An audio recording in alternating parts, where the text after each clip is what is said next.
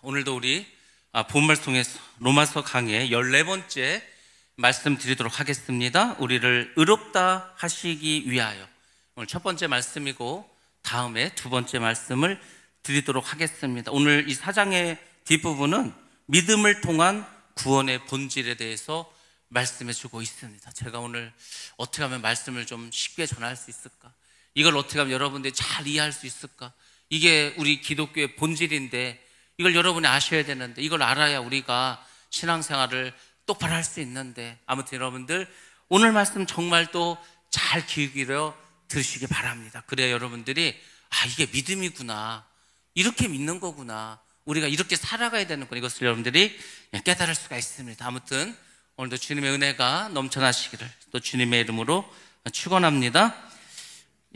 하나님의 약속은 우리의 순종이나 행위로 얻어지는 것이 아닙니다. 우리가 쉽게 생각하면은 하나님께서 우리에게 은혜를 주시려면 우리가 그분의 말씀에 순종하고 또 그분의 말씀대로 살아가야 우리가 하나님의 약속을 얻을 수 있지 않을까, 이렇게 생각하는데 사도 바울은 그게 아니라는 겁니다. 그러니까 우리가 잘 아시고 바로 믿으셔야 합니다. 오늘 사도 바울은 아브라함의 예를 들어서 의는, 구원은, 의롭다 하심은 오직 믿음으로 말미암고, 그리고 이것은 구약과 신약 그리고 오늘 살아간 우리 모두에게 관통하는 진리라는 것을 설파해 주고 있습니다. 그래서 여러분들이 오늘 말씀을 통해서 우리가 알고 우리가 믿는 이 기독교가 어떤 것인가 여러분들 잘 깨달으시고, 이 구원에 대해서 더 이상 우리가 두려워한다든지 내가 구원을 받은 건지 안 받은 건지 이런 거에 대해서 더 이상 여러분들이 괴로워하실 필요도 없으시고 주님만 잘 바라보시고 그렇게 신앙생활 잘 하시기 바랍니다. 오늘 설교의 개요를 먼저 말씀드리겠는데 크게 세 파트로 나눠집니다. 13절부터 17절까지는 하나님의 약속과 의의 근거에 대해서 말해주고 있습니다. 그러니까 여러분들 이해를 잘 하셔야 되는 거예요. 그래서 내용이 좀 어려울 수도 있습니다. 어려운 게 아니고 이해를 잘 하시면 됩니다. 왜냐하면 다 알고 있는 내용이기 때문입니다. 그리고 18절부터 22절까지는 아브라함의 믿음과 그의 삶의 어떤 본보기에 대해서 설명을 해줍니다. 오늘 여기까지 말씀을 드리고, 그리고 다음 주에는 그래서 결국 우리는 예수 그리스도 통한 의롭다 하심의 완성, 이것이 23절과 25절의 말씀입니다. 우리가 의롭다 함을 얻어서 우리 삶 가운데 그게 완성이 되어 구원을 받지 않겠습니까? 그러니까 오늘 우리가 이 부분들 잘 기억하시고 잘 믿으셔야 합니다. 그래야 여러분들이 신앙생활을 하고 예수를 믿는 것이 무엇인가, 그 본질에 대해서 바로 깨달을 수가 있습니다. 자, 우리 먼저 말씀 보도록 하겠습니다. 로마서 4장 13절부터 17절까지의 말씀을 같이 한번 보도록 하겠습니다. 시작. 아브라함이나 그 후손에게 세상의 상속자가 되리라고 하신 언약은 율법으로 말미암은 것이 아니요 오직 믿음의 의로 말미암은 것이니라. 만일 율법에 속한 자들이 상속자이면 믿음은 헛것이 되고 약속은 파기되었느니라. 율법은 진노를 이루게 하나니 율법이 없는 곳에는 범법도 없느니라. 그러므로 상속자가 되는 그것이 은혜에 속하기 위하여 믿음으로 되나니 이는 그 약속을 그 모든 후손에게 굳게 하려 하심이라. 율법에 속한 자에게뿐 아니라 아브라함의 믿음에 속한 자에게도 그러하니 아브라함은 우리 모든 사람의 조상이라. 기록된 바 내가 너를 많은 민족의 조상으로 세웠다 하심과 같으니 그가 믿은 바 하나님은 죽은 자를 살리시며 없는 것을 있는 것으로 부르시는 이시니라. 아멘. 아멘. 잘 이해가 안 되죠? 그래서 설명을 잘 들으셔야 합니다. 이 13절부터 17절까지 내용이 뭐냐면 하나님의 약속과 그분의 의의 근거에 대해서 설명을 해주고 있습니다. 자, 먼저 13절 말씀 보면 바울은 언약과 율법과 믿음과의 관계를 언급해주고 있습니다. 우리 신앙에 있어서 하나님의 언약, 하나님의 약속은 매우 매우 중요합니다. 왜냐하면 하나님께서 우리에게 예전에 언약을 주셨습니다. 그것을 우리가 구약이라고 합니다. 예전의 언약. 그리고 우리가 또 하나님께서 새로운 언약을 주셨습니다. 신약이라고 합니다. 그러니까 결국 성경은 약속으로 이루어진 것을 우리가 알 수 있습니다. 언약이라고도 하죠. 근데 그 안에는 율법이라는 것이 있습니다.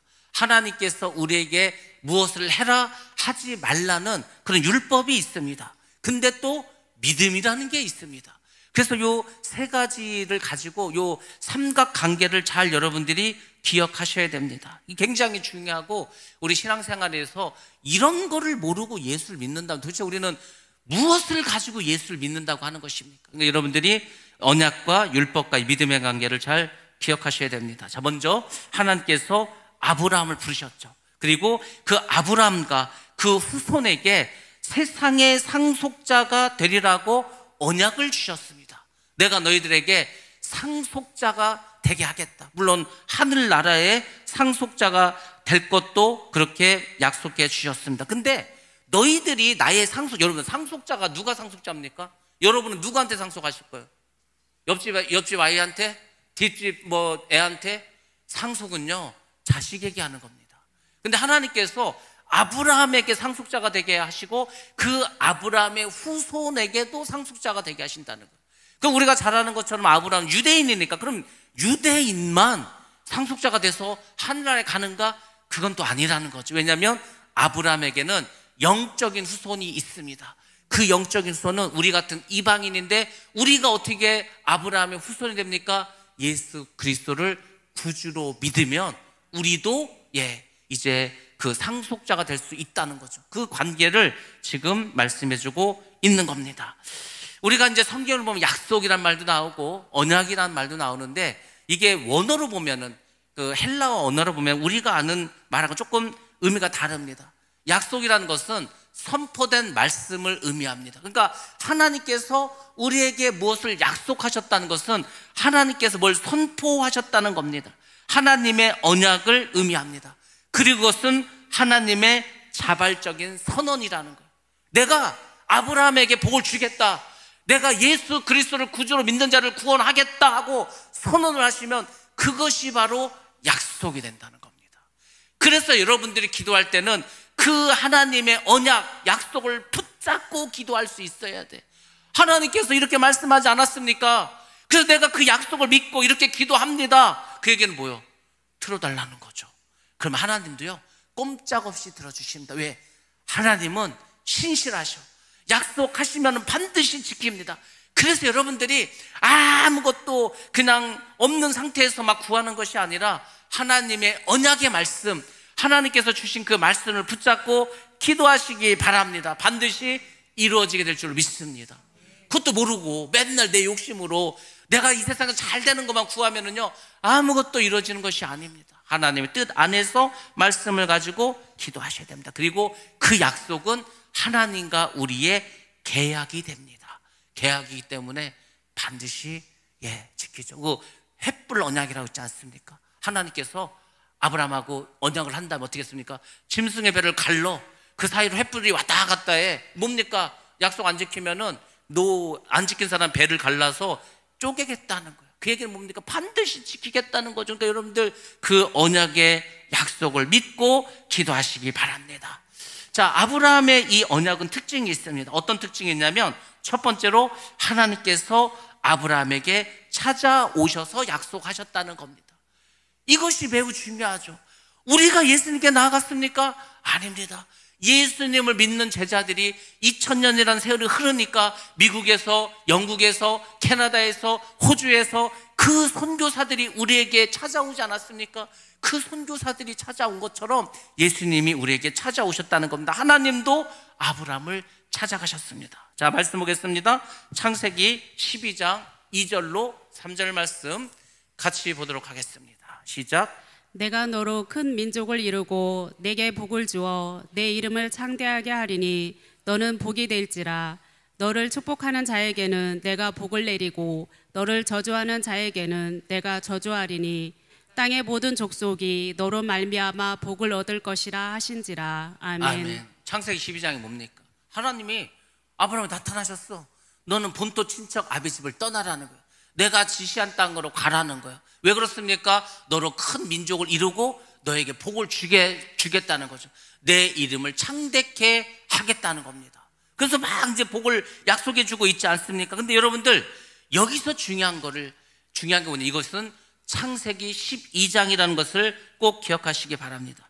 하나님께서 아브라함에게 세상의 상속자가 되게 한다고 약속하신 것이 언제였냐면요, 모세가 시내산에서 율법을 받기 400년 전에 있었던 일입니다.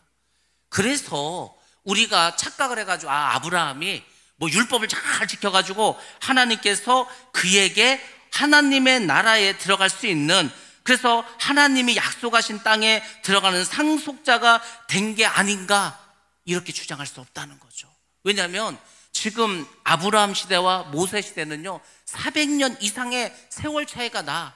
아브라함은 훨씬 조상이야. 근데 아브라함이 뭐 율법을 지켰습니까? 아브라함 율법이 뭔지도 몰라. 근데 아브라함은 믿음이 있었습니다. 그 믿음 때문에 하나님께서 그에게 약속을 주셨다는 거죠. 그래서 율법 이전에 하나님의 약속과 언약이 있었다, 이것을 먼저 기억하셔야 됩니다. 우리가 율법을 노모스라고 이제 헬라어로 말하는데, 이것은 유대인들이 지키는 토라가 아니고, 유대인들은요 이 하나님 주신 구약의 말씀 있지 않습니까? 그것뿐만 아니라 자기들의 장로와 자기들의 전통과 또 이런 것들을 통해서 만든 어마어마하게 많은 방대한 토라를 가지고 있습니다. 우리 탈무드라고 하죠.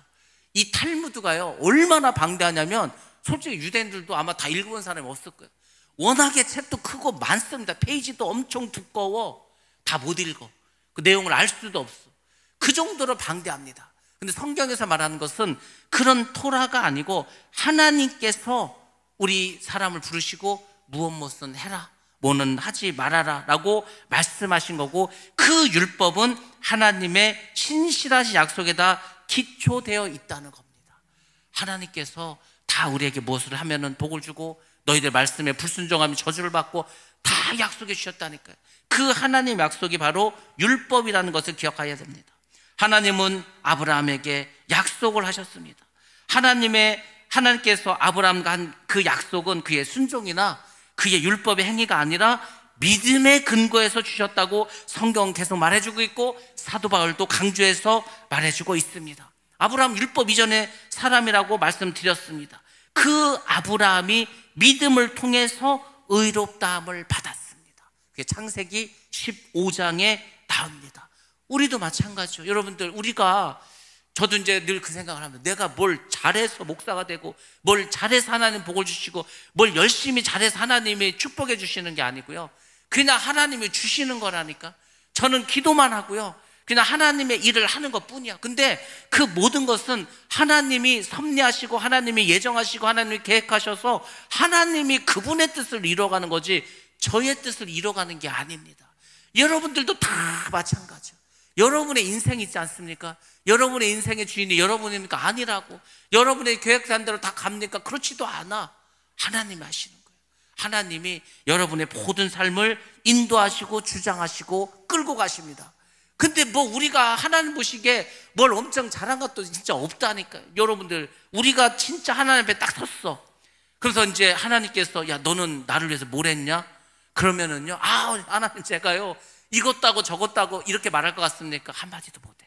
하나님 앞에서 부끄러워서요, 제가 생각해보니까 잘한 것도 없는 것 같고요, 맨날 죄만 짓고요, 나쁜 생각만 하고요, 불신앙으로 살아갔고요, 이거밖에 생각이 안 나.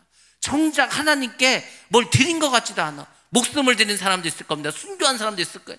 집을 팔아 바친 사람도 있을 겁니다. 자기의 인생을 오직 하나님께 드린 사람도 있을 거예요. 근데 그런 사람들조차도 하나님 앞에 서면은 내가 죄인이란 생각밖에 안 드는 겁니다. 내가 의롭다, 저는 의인입니다, 저는 말씀에 순종하고 하나님 뜻대로 살고, 이런 말을 못 한다니까. 감히. 왜? 내가 나를 알아. 내가 겉으로는 뭐 믿음이 좋은 것 같았고 하나님 뜻대로 산 것 같지만, 하나님이 보실 때는 아니에요. 하나님 모르겠습니까? 나도 아는데. 그런 겁니다. 그러니까 여러분들이 잘 생각을 하셔야 됩니다. 우리가 믿음을 통해서 의롭다함을 받은 거지, 우리의 행위도, 우리가 율법을 지키는 것도 아니라는 것을 반드시 우리는 기억해야 할 줄로 믿습니다. 그래서 우리는 종종 우리의 순종이나 헌신이 하나님의 복을 이끌어낸다는 이런 생각도 가미해서는 안 됩니다. 그것이 바로 기복주의입니다. 그것이 행위 구원이고 인간의 의입니다. 이런 것은 예수를 믿지 않는 다른 종교들에서 말하는 것입니다. 오히려 성경은 반대죠. 성경 뭐라고 말합니까? 하나님의 일방적인 은혜. 뭘 이게 기브앤테크도 아니야. 우리가 하나님께 뭘 줘서 받은 게 아니고요. 그냥 하나님 우리에게 일방적으로 주셨다는 겁니다. 그래서 그 은혜로 약속이 이루어진다는 것을 사도 바울이 강조하고 있습니다. 그 얘기는 반드시 우리가 기억하라는 거죠. 이걸 기억하지 못하면 교만해집니다. 나의 의로 구원받는다 생각합니다. 그럼 뭐가 되는지 아십니까? 바리새인이 되는 거. 바리새인은 예수님도 독사의 자식이라고 했습니다. 예수님에게 독사의 자식이라는 소리를 들은 바리새인과 사두개인과 서기관들과 그 대제사장들이 천국에 갔겠습니까? 예수님 팔아먹었는데 아닙니다. 그들은요, 예수님이 부활한 것도 안다니까? 그러니까 그 군병한테, 무덤을 지킨 군병한테 돈을 줘가면서 우리가 총독한테 말 잘해줄 테니까 너 아무 걱정하지 말고 그냥 네가 잠자고 있을 때 제자들에서 시체를 훔쳐갔다고 소문내라고, 이렇게 하지 않습니까? 진짜 예수님이 살아났어. 자기들이 아는데 믿지는 않는다는 거죠. 믿음이 없었다는 겁니다. 믿음이. 그러니까 우리도 그건 잘 보셔야 되는 것입니다. 자, 그 다음에 이제 14절과 15절은 율법에 대해서 말을 하는데, 그 도대체 그 율법은 왜 필요하냐 이거죠. 사실 율법은요, 하나님의 진노를 일으킬 뿐입니다. 바울이 이제 율법에 대해서 말해주고 있습니다. 율법이 주는 역할이 뭐냐면, 하나님은 왜 우리에게 율법을 주셨냐 이거죠. 율법은 의를 위한 수단이 아니야. 율법을 지켜서 우리가 의롭게 되는 게 아니라, 율법은 우리의 죄를 드러내는 역할을 합니다. 드러내는 거예요. 야, 너 이런 죄를 졌잖아. 너 이런 잘못이 있잖아. 너 지금 하나님 말씀 이렇게 하는데 너 안 했잖아. 하나님 이렇게 하지 말란 너 했잖아. 이걸 알려주는 게 율법입니다. 그러니까 그 율법을 지킨다고 구원받는 게 아니고, 율법을 통해서 내가 죄인임을 깨달으라는 거죠. 죄인을 깨달았으면 우리가 어떻게 됩니까? 회개해야죠. 회개하는 거예요. 날마다 회개하면서 나는 부족한 자구나, 연약한 자구나, 정말 나는 연약한 자구나, 나는 어찌할 수 없는 죄인이구나, 이것을 날마다 깨달으면서 살아가라는 겁니다. 그것이 오늘 우리에게 율법을 주신 하나님의 뜻입니다. 율법은 의를 위한 게 아니라고 했죠. 만약에 상속자가 되는 것이 율법을 잘 지켜야 상속자가 된다. 그러면요, 우리의 믿음은 뭡니까? 율법을 잘 지켜야 천국을 간다면 믿음은 무슨 소용이 있어? 믿음은 아무 소용이 없죠. 믿음이 없어도 율법만 잘 지키면 천국 가는 거지 않습니까? 하나님을 믿지도 않고 예수님도 믿지도 않는데 절에 다니는데 성경 말씀은 잘 지켜. 그러면 그 사람 율법을 지켰으니까 구원받습니까? 그게 아니라고. 오직 구원은 율법이 아니라 믿음으로 간다. 계속해서 지금 사도 바울이 말해주고 있습니다. 하나님께서 믿음으로 구원을 받는다고 했는데 율법을 지켜서 구원을 받는다면 하나님께서 약속하신 것도 다 소용이 없습니다. 또 율법은 어떤 역할을 합니까? 율법이 없으면 사실 죄도 없는 거죠. 그렇지 않습니까? 야, 너 이렇게 하면 죄야 하는 법이 있는데 법이 없어. 그럼 우리가 어떤 죄를 져도요, 죄인이 아닙니다. 사람을 죽이면 살인자다. 그러면 그 사람은 감옥에 간다. 이런 어떤 법률이 있으니까 우리가 사람을 죽이면 감옥 가고 도둑질해도 감옥 가고 하는 거지 않습니까? 근데 아무런 법이 없어. 그걸 우리가 뭐라 합니까? 무법천지지. 무법천지 법이 없어. 그냥 자기가 하고 싶은 대로 살면 돼. 근데 하나님 그렇게 하지 않았죠. 율법을 주셨습니다. 그러니까 율법이 없으면 죄도 없는 거죠.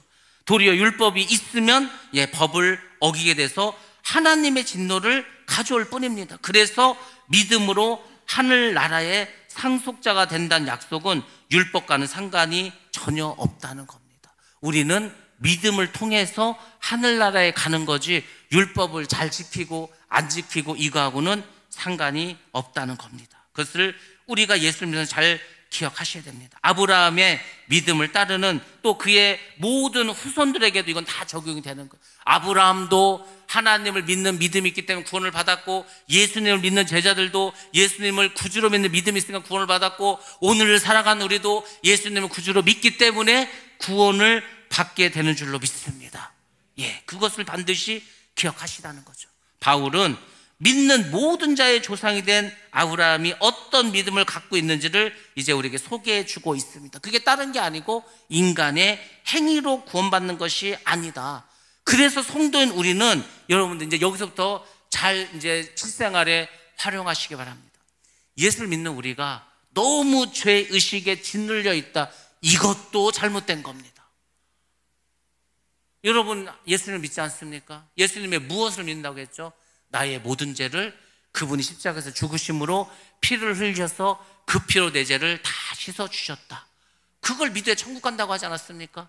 근데 맨날 아이고 나는 죄인이야, 나는 죄가 많아가지고, 나는 죄인이라서 모두 못하고, 이건 겸손한 게 아니고요, 그 예수님의 십자가의 죽음을 헛되이 하는 겁니다. 예수를 믿는 우리도 죄를 짓는다. 이제 뒤에 나오겠지만은 우리가 다 율법을 지켜서 우리가 뭘 잘해서 구원받는 게 아니라니까요. 그러니까 그걸 여러분들 그걸 인정을 해야 돼. 그래, 내가 말씀대로 살고 정말 하나님 뜻대로 살기를 원하지만 또 연약한 육신을 입고 있어서 내가 죄를 질 때도 있고 죄악된 생각을 할 수도 있어. 그럼에도 불구하고 예수님께서 나의 죄를 위해서 죽으셨으니까 나는 구원을 받았다. 그리고 나의 죄는 하나님께서 다 도말해 주셨다. 그것을 믿으시기 바랍니다. 이걸 이제 안 믿게 되면 어떻게 되는지 아십니까? 사단이가 와. 사단이가 탁 와가지고, 야, 너 옛날에 이런 죄 짓지 않았냐? 너 이렇게 큰 죄를 졌는데, 야, 네가 어떻게, 넌 참 뻔뻔하다? 어떻게 너 같은 죄인이 구원을 받는다고 너 이렇게 막 해? 네가 무슨, 야, 너같이 이렇게 죄 많은 놈이 무슨 하나님께 영광 돌려? 우리를 참수합니다. 거기에 속으시면은 안 되는 거예요. 근데요, 예수를 믿는다고 하면서도 거기서 못 빠져나와. 여전히 그 과거의 쓴뿌리, 거기서 과거의 안 좋은 기억들, 여기서 못 벗어나온 사람들이 의외로 많습니다. 굉장히 많습니다. 진짜 많다니까요. 아니, 자유함을 주셨다는데 왜 죄의 굴레에 아직도 우리가 있어가지고 나는 죄인이, 그 죄인인 건 맞죠. 나는 죄인인 건 맞는데 우리는 무슨 죄인이라고 했습니까? 지난번에 용서받은 죄인이라고 하지 않았습니까? 우리의 본질은 죄인인데 용서를 받았어. 그래서 죄인이지만 하나님께서 의인으로 인정해 주겠다고 하지 않았습니까? 그것이 칭의라고 했잖아요. 칭의. 니들이 아주 죄인이고 니들 죄도 많이 졌고 여전히 죄를 짓고 있지만 내가 그래도 네가 예수를 믿으니까 내가 의인이라고 해줄게. 그래서 너는 의인이니까 내가 천국 가게 해줄게. 이게 이신칭입니다.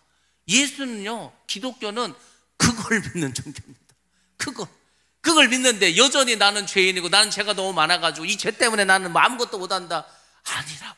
여러분들 제발 이제 벗어나시기 바랍니다. 과거는요, 그냥 무덤에 다 그냥 들어간 거예요. 그냥 다 풀떡 없어진 거예요. 왜 과거에 얽매입니까? 여러분들, 제가 요새 새벽 예배 때도 그렇고 이제 우리가 뭐 이렇게 설교할 때도 그렇고 항상 이제 혼자 있을 때도 그 생각을 많이 하는데, 우리는요, 지나간 일을 가지고 이러쿵저러쿵 할 시간이 없습니다. 앞만 보고 가기에도 시간이 별로 없어. 천국 갈 준비를 하고요, 우리의 이 구원, 우리 가족의 구원을 위해서 우리 주변에 있는 사람들에게 복음을 전하기 위해서 그거 생각하고 그거 하기도 바쁘고 힘듭니다. 언제 옛날에 무서웠고 옛날에 뭐죠, 이런 거 가지고 우리가 시시비비를 가릴 시간도 없고요, 그걸 가지고 마음 아파할 시간도 없다는 겁니다. 그러면 여러분들, 나는 죄사함을 받았다, 나는 죄 용서함을 받았다. 그 제가 말하지 않았습니까? 회개를 했으면 반드시 죄사함의 경험이 있어야 돼. 어느 날 막 회개가 돼. 내가 뭘 잘못하고 뭘 잘못, 이런 회개가 아니고요, 근원적인 회개를 하게 됩니다. 우리가 내가 정말로 죄인이었구나. 나는 여전히 나의 이기적인 생각과 나의 뜻대로 살았던 어쩔 수 없는 죄인이었구나. 그 어떤 본질적인 그 죄인에 대한 것에 대해서 우리가 회개할 때가 있습니다. 그때 그 기도를 계속 하다 보면 어느 순간 그 죄가 사함 받았다는 어떤 마음의 확신이 듭니다. 주님께서 이제 내가 너의 죄를 사하노라. 뭐 때로는 그런 마음도 주셔, 그런 음성도 주셔. 그러면요, 그게 죄사함을 받은 거야. 그러면 더 이상 그 죄 때문에 우리가 불안해할 필요가 없습니다. 왜냐하면 우리는 이미 목욕을 했어. 우리가 세상을 살다 보니까 발은 더러질 수 있습니다. 그럼 발은 닦아야지. 그게 회개야. 근데 근원적인 우리가 구원받을 수 있는 우리가 구원받지 못하는 그 죄는 이미 다 이제 그 원죄 이런 건 다 이제 해결됐다는 거죠. 근데 여전히 글쎄 나는 죄인이라서 아직도 내가 천국에 갈지 지옥에 갈지 잘 모르겠어. 내가 요새 자꾸 죄를 짓는 것 같은데 나 이러다가 지옥 가는 거 아닐까? 이런 염려는 안 하셔도 된다는 거예요. 그런 걸 염려하니까 구원파들이 와가지고요, 구원받는 날이 언제고 자기들한테 오면 확실하게 구원의 확신을 주겠다면서 끌고 가지 않습니까? 그렇게 해서 구원받는 게 아니에요. 여러분들, 하나님과의 관계 속에서 반드시 이런 경험을 해야 합니다. 죄를 드러내는 율법 앞에서도 오직 믿음으로 구원에 이른다. 이것을 여러분들이 다시 한번 확인하시기 바랍니다. 회개하시면서 거룩한 삶을 살면서 예수의 향기를 날릴 때, 그때 여러분들은 구원의 기쁨을 누리게 될 줄로 믿습니다. 그러니까 말씀과 성령으로 살아가는 거예요. 나의 삶을 거룩한 산제사로 드리는 겁니다. 그러면은요, 더 이상 죄에 대해서 우리가 고통당하지 않아도 됩니다. 자, 17절 말씀 보겠습니다. 17절은 아브라함을 모든 민족의 조상이라고 칭합니다. 아브라함은 이런 생각을 했습니다. 하나님은 죽은 자도 살리시고 없는 것도 있게 하시는 분이다. 이것을 아브라함이 믿었습니다. 그런 하나님을 믿었어. 아브라함 참 신기하지 않습니까? 어떻게 그런 믿음이 있을까? 죽은 자를 살리시고, 이것이 뭡니까? 아브라함은 바로 그 십자가와 부활을 믿었다는 겁니다. 아니, 제가 말씀드리지 않았습니까? 아브라함이 이삭을 어떻게 죽일 수 있었습니까?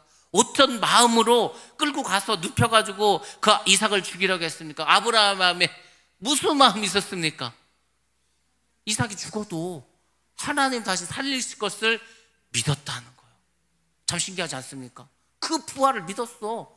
아브라함은 그러면 한번 생각해 보시기 바랍니다. 그런 믿음은 아브라함에게 어떻게 생겼을까? 도대체 아브라함은 어떻게 이삭이 죽었다 하더라도 다시 하나님이 살리실 수 있을 거라고 믿었을까? 도대체 아브라함에게는 어떤 경험이 있었길래, 어떤 하나님을 경험했길래 그런 마음을 가질 수가 있었을까? 한번 생각해 보시기 바랍니다. 저는요, 이렇게 생각합니다. 우리가 이제 뒤에 나오는데 아브라함이요, 100세 아들을 얻었습니다. 그때 아브라함이 뭐라고 고백하냐면, 자기 몸은 이미 죽은 자와 같다고 했어. 자기 아내 사라도 이미 90세가 되어서 더 이상 잉태할 수 없을 거라 생각을 했습니다. 근데 신기하게도 정말 아들을 낳았어. 아니, 애를 낳을 수는 상황이 아닌데 애를 낳았어. 하나님 전능하신 분이지 않습니까? 그러면은 내가 하나님께서 이삭을 바치라고 해서 이삭을 내가 번제로 드려도 하나님께서 이 이삭을 살리시겠지라는 그 믿음이 있지 않았겠습니까? 그러니까 여러분들, 믿으면은요, 경험이 중요한 거야. 하나님을 경험하면은 믿을 수밖에 없습니다. 하나님이 살아계시고, 그 하나님은 지금도 나와 함께 하시고 역사하시고 나의 생각까지도 알고 계신다. 머리털을 센다고 하지 않습니까? 머리털. 저는요, 정말 하나님이 우리의 머리털도 세시고 내가 지금 머리털이 몇 개 있는지도 아실 것 같아요. 왜? 우리의 생각을 다 아시는 분이니까. 아브라함에게는 그런 아주 소중한 경험이 있었습니다. 우리가 의롭게 된 것도 마찬가지예요. 우리가 뭘로 의롭게 됐다고 했습니까? 십자가를 믿고 부활을 믿었기 때문에 우리에게도 의롭다 하신 거 아닙니까? 예수님께서 우리의 죄를 대신해서 죽으시고 부활하신 것을 믿었기 때문에 우리도 구원을 얻게 된 줄로 믿습니다. 자, 그러면은 여기에서 우리가 아주 중요한 질문을 한번 해보도록 하겠습니다. 그럼 왜 바울이 계속해서 아브라함이 할례를 받기 전에 언약을 받았고, 언약은 창세기 12장에서 받지 않아서 할례는 한참 뒤에서 또 받아. 그러니까 언약을 먼저 받았습니다. 할례보다도 율법보다도 훨씬 더 이전에 아브라함은 믿음을 고백했습니다. 자, 그러니까 어쨌거나 아브라함이 할례를 받기 전에 언약을 받았고 칭의를 받은 후에, 그 후에 이제 할례를 받았죠. 율법을 받기 전에 언약을 받았죠. 그것을 계속 로마서에서 강조하고 있습니다. 지금 4장에서도 계속 그 얘기, 할례 얘기도 하고요, 아브라함 얘기도 꺼내는 거예요. 아브라함이 율법 지켜서 의인됐냐? 아니야. 아브라함 믿음이 있어서. 아브라함이 할례를 해가지고 그래서 의인이 됐냐? 그것도 아니야. 믿음이 있어서. 먼저 믿음이 있다고 했어. 이 얘기를 왜 자꾸 하냐? 이거 이유가 있습니다. 여러분들, 이 로마서를 누가 봤습니까? 로마서라는 이 서신을 누가 봐도 로마에 있는 기독교인들이 받겠죠. 그래서 로마서 1장 7절에 수신자들을 이렇게 설명해 주겠습니다. 하나님의 사랑을 받고 성도로 부르심을 받은 자들에게. 그러니까 이 로마서를 받는 로마의 교인들은 이미 구원을 받은 사람들입니다.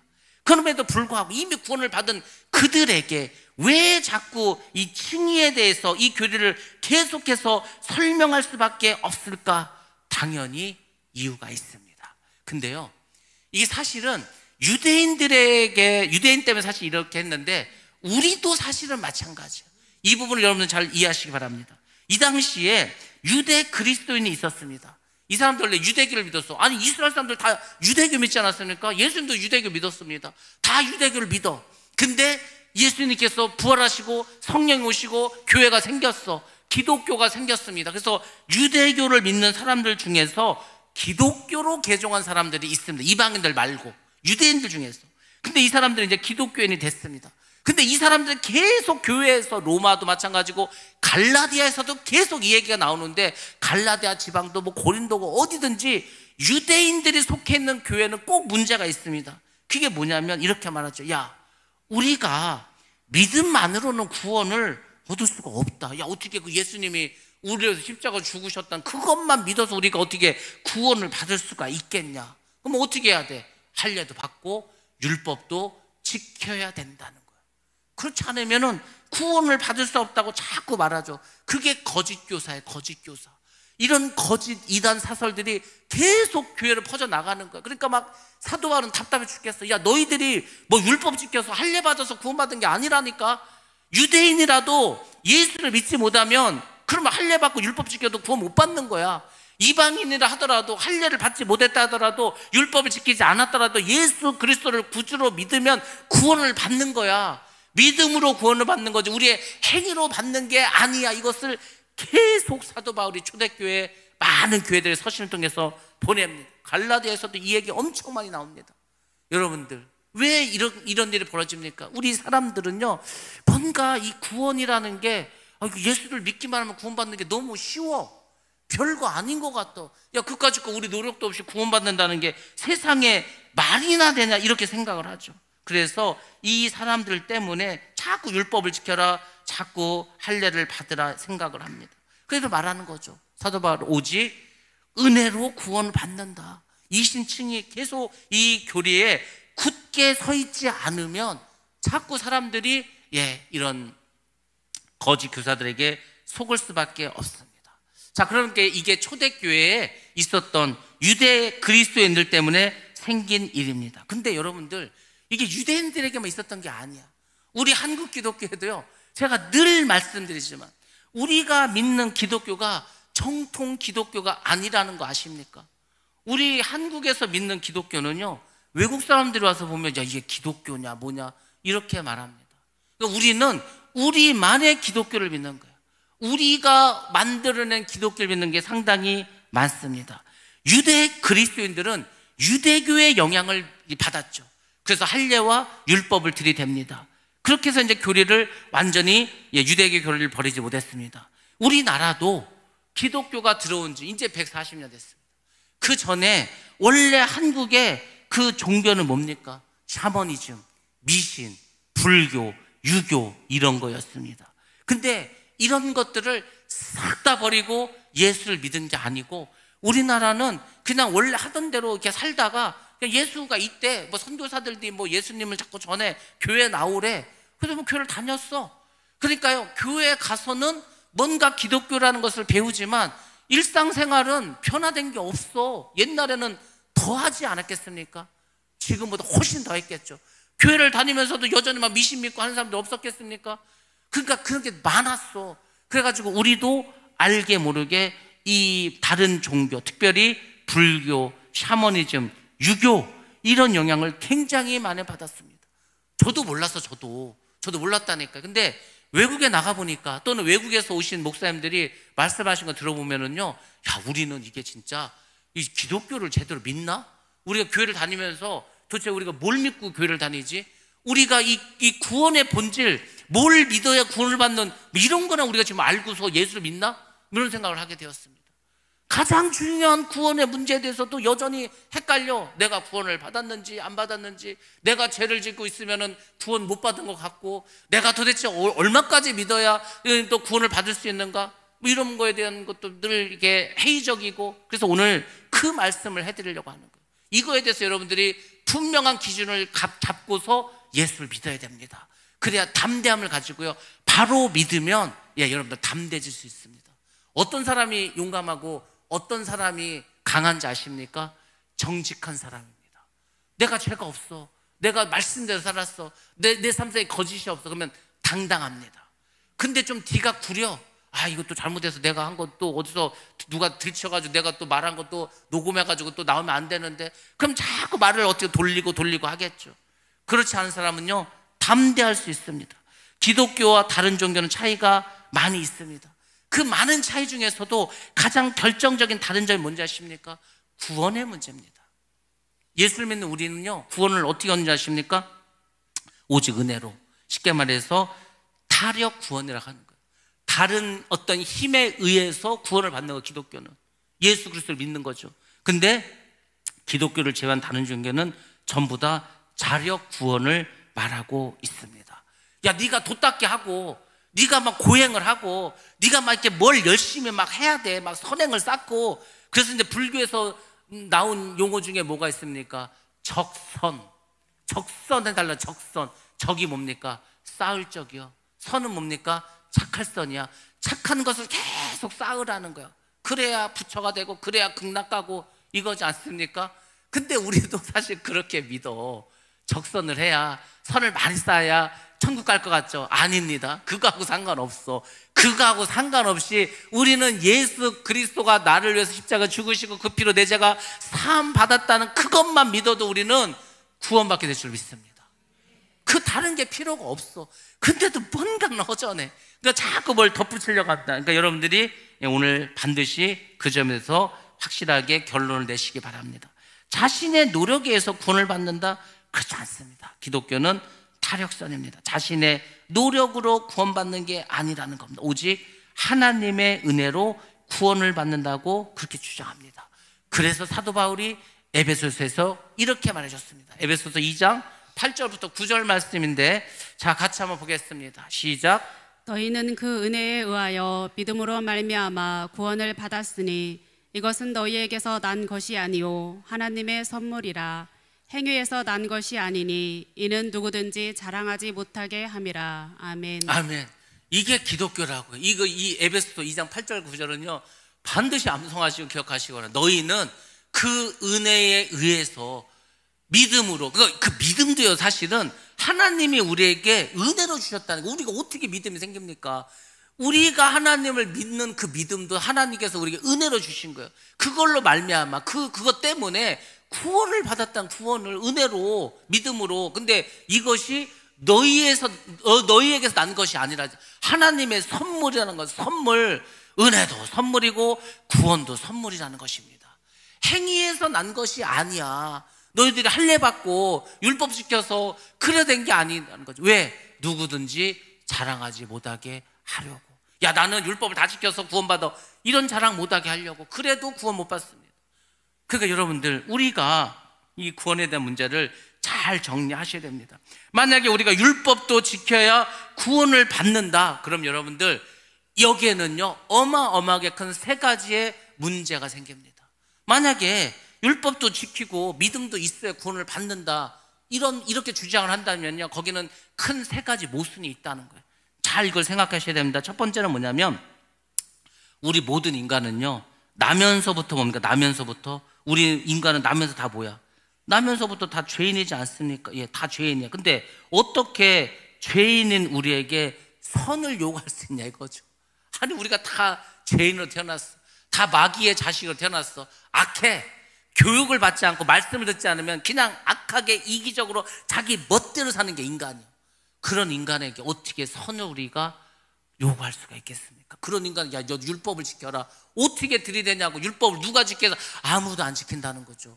그렇지 않습니까? 그러니까 이거는 어차피 논리적으로도 말이 안 된다는 거죠. 불가능하다는 겁니다. 하나님께서 행함이 아니라 믿음으로 의롭게 해야 되겠다라고 결정할 수밖에 없었던 이유도 바로 이것입니다.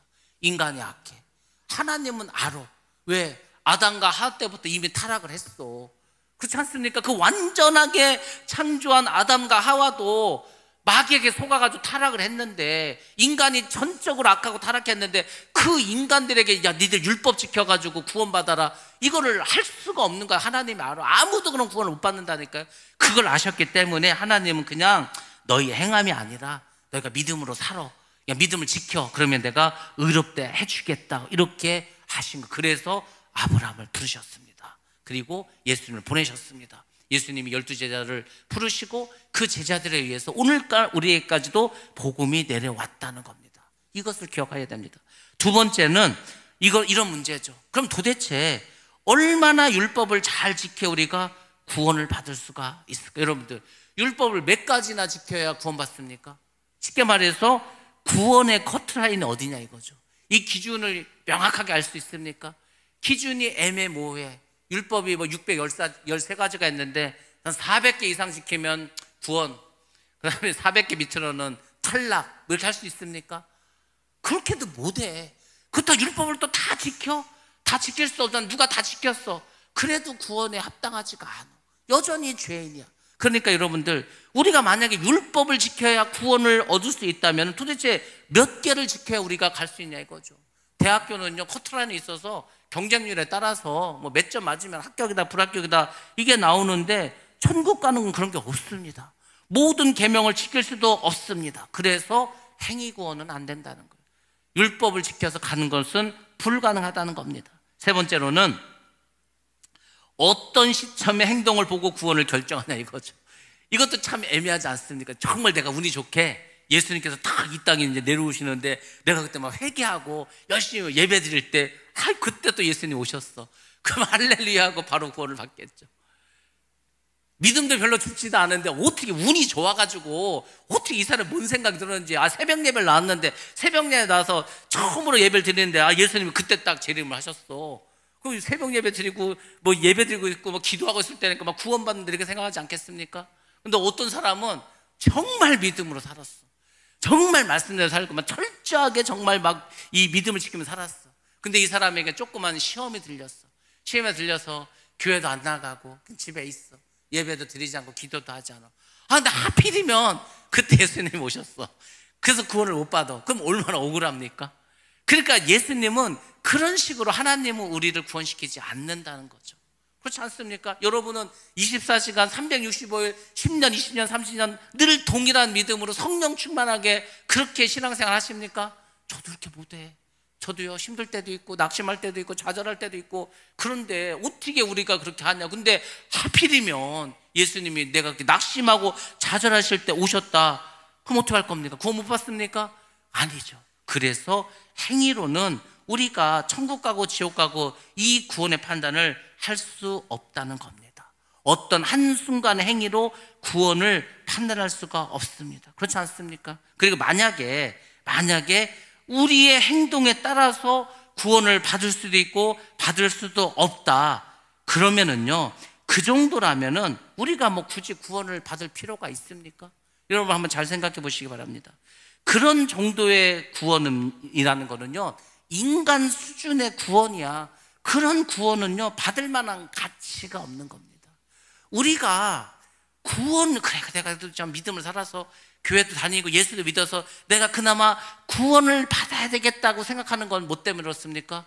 그 구원이 가치가 있기 때문이지 않습니까? 가치. 사람은요, 가치가 있는 것에 목을 맵니다. 가치가 있는 것에 자신의 모든 에너지를 투자합니다. 서울대학교에 가치가 있는 사람은요, 죽어라 공부만 하는 거예요. 판검사에 가치가 있는 사람은 어떻게든 사법고시 막 붙으려고 그냥 엉덩이에 땀띠가 나고 뭐 눈이 빠지도록 공부를 할 것입니다. 돈의 가치를 가진 사람은 돈을 벌기 위해서 눈 시뻘겋게 뜨고 막 잠도 안 자고 새벽부터 늦은 밤까지 돈 벌려고 하면 난리를 필 것입니다. 권력을 잡을 사람은 지옥 감옥을 몇 번을 갔다 오고 욕을 아무리 먹어도 권력의 가치가 있기 때문에 그것을 따를 겁니다. 우리가 구원을 받으려 하는 이유는 뭡니까? 구원은 그만한 가치가 있어. 구원은 받을 만한 가치가 있는 줄로 믿습니다. 왜냐면 못 받으면 지옥이니까. 이거 같이 큰 가치가 어디 있어? 근데 그렇게 가치 있는 구원이 인간의 행위와 인간의 어떤 그 삶의 어떤 짧은 부분만을 가지고 평가해서 가는 거라면 그런 구원은 가치가 있겠습니까? 사람이 결정해버리는 건데. 그래서요, 하나님께서 구원의 문제는 사람의 행위로 정하는 것이 아니라 오직 하나님, 예수 그리스도에게 구원받고 못 받는 그 심판권을 주신 줄로 믿습니다. 그렇잖아. 그 인간의 행위로 받는 거라면 그까짓 거 뭐 누군들 못하겠어. 저 북한 사람들 다 받지 뭐 그냥 거기는 뭐 확실하게 딱 잡고 가지 않겠습니까? 하나님이 그런 식으로 하지 않았다는 겁니다. 유대교와 기독교가 비슷한 것 같지만 우리는 뭐 유대교나 기독교나 뭐 유대교는 구약 믿고 또 기독교는 구약도 믿고 신학도 믿고 비슷한 거 아니야? 전혀 비슷하지 않습니다. 그러니까 우리가 이런 거에 착각을 갖는 거예요. 여러분, 이 신학이라는 게 왜 필요하냐면은 신학은요 우리에게 뭘 제공하냐면 기준을 제공해 주는 거예요. 캐논을 주는 거예요. 캐논이 뭐냐면요 자야 자. 이게 기준이 되는 거야. 야, 이만큼을 30cm로 한다. 그러면 이제 거기에 기준에서 그거보다 3배가 많으면 90cm가 되는 거야. 그거의 반이면 15cm가 되는 거야. 그 기준 있지 않습니까? 캐논 정경이라고 하죠. 그거를 말하는 겁니다. 그래서 우리가 이 신학이 잘 우리가 정립을 해야 돼. 그 신학은 뭐 목사님들만 필요한 거지 않습니까? 아니요. 성도들도요. 이 신학이 잘못 들어가 버리면 이단 사설이 들어가면 그냥 망해버리는 겁니다. 그래서 말씀을 잘 보셔야 되는데 유대교와 기독교의 차이는 이겁니다. 유일신을 믿는다는 것은 공통분모, 유일신. 오직 유일하신 하나님을 믿어. 근데 여러분들 다른 점은 훨씬 더 많습니다. 전혀 다른 종교입니다. 왜냐하면 신론이 다르고 구원론이 달라. 신론이 다르고 구원론이 다르면 전혀 다른 종교가 되는 겁니다. 그러니까 여러분들이 이런 것들을 좀 아셔야 돼요. 첫 번째, 유대교는요 유일신 사상을 가자. 이게 뭐냐면 하나님은 한 분이라는 거예요. 그러니까 성자도 없고 성령도 없고 그냥 성부 하나님 한 분만 믿어. 그게 유대교입니다. 근데 여러분 기독교는 뭘 믿는지 아십니까? 우리 기독교는요 삼위일체의 신관을 믿습니다.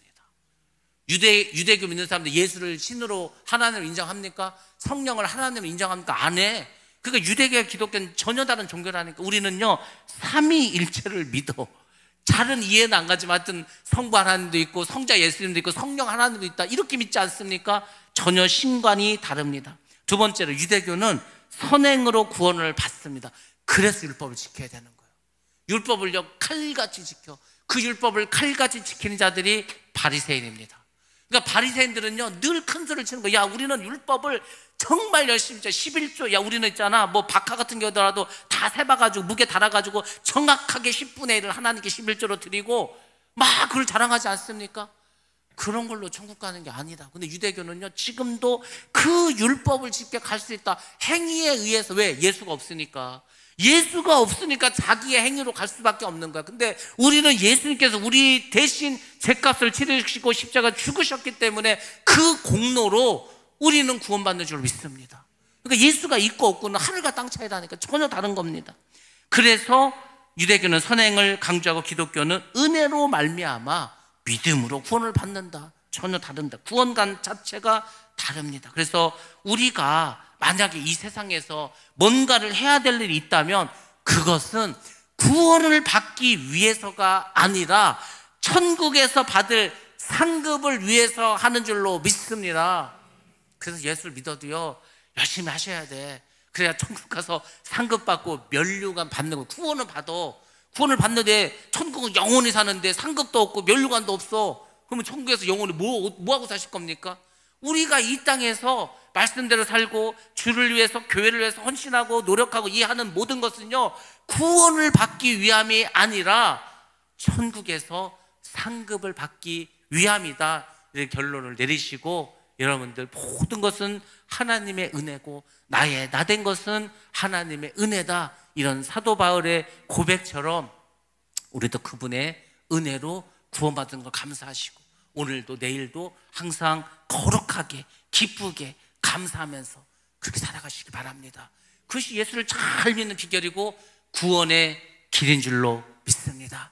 그렇게 해서 구원은 여러분 다 되시기를 주의 이름으로 축원합니다.